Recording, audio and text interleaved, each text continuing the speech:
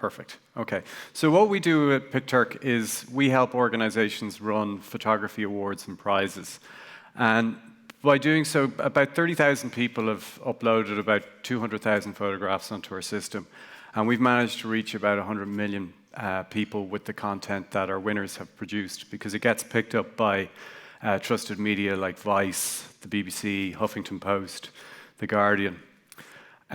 What's interesting about our system, it's actually curated by people. So in some of our more fancy prizes and awards, we have about 100 people, reviewers around the world. And these are some of the best curators, collectors, and gallerists.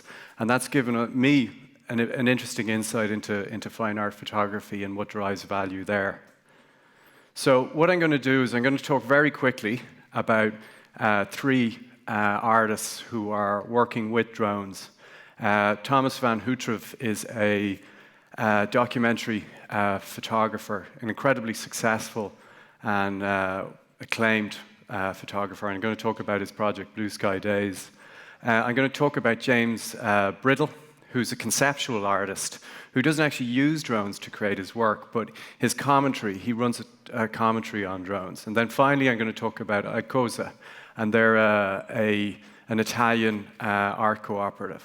So the title of my talk was Drone Photo Makes $5 Million at Auction. Well, the highest that's been paid for a photograph at auction wasn't taken using a drone. It was taken using a camera, a large format camera, by a German photographer called Andreas Gorski, and that sold for 4.3 million.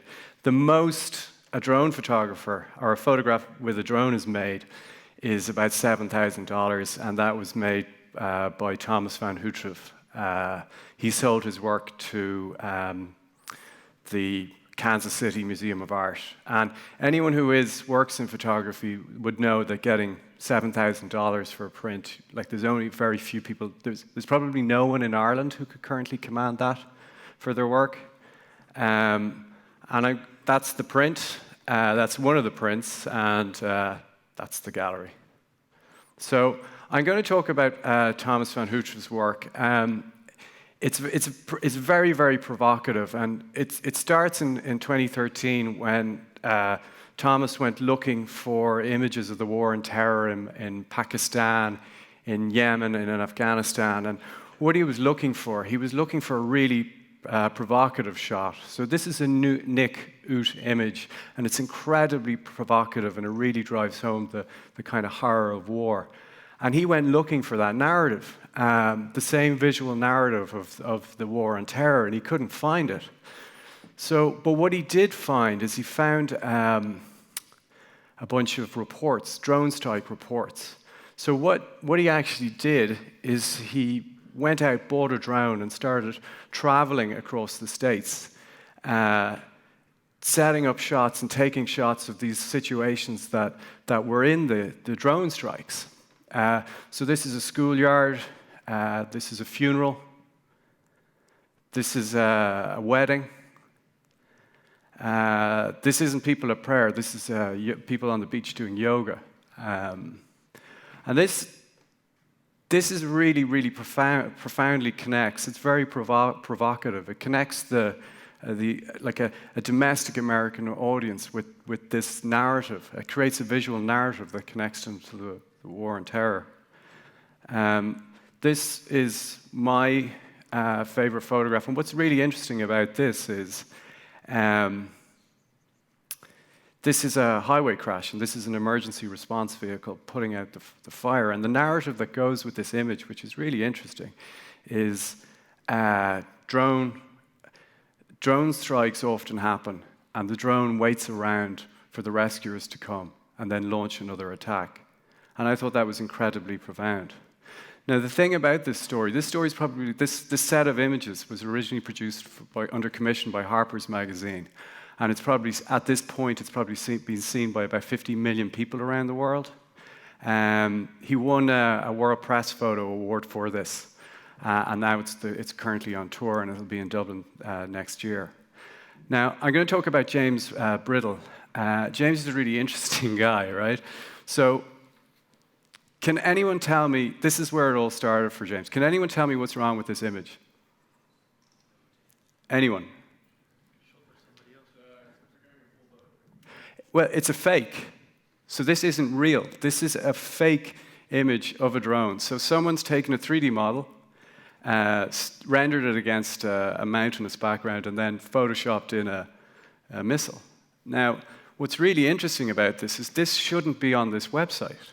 So this is Article 36 website. They campaign against weaponry like drones. And it's actually inconceivable that this photograph will be on this website. And the reason why is it's a fake, right?